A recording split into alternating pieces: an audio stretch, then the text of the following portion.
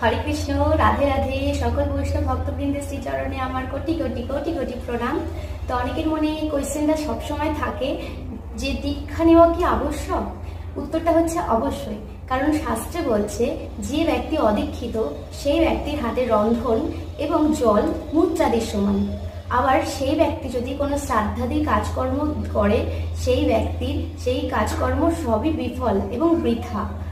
আবার বলছে যে ব্যক্তি অদীক্ষিত সেই ব্যক্তির দান, ধ্যান, তপস্যা, উপবাস, তীর্থ ভ্রমণ সবই ব্যর্থ হয়, কোনোটাই তার পূর্ণ ফল অর্জন করতে পারে না। যদি কখনো শোনো কোনো অদীক্ষিত ব্যক্তি মৃত্যুবরণ করেছে, তাহলে বুঝে নিও সেই ব্যক্তি মৃত্যুর পর অবধারিতভাবে নরকেই যাবে এবং মৃত্যুর পর সে পিশাচ রূপে জন্মগ্রহণ করবে।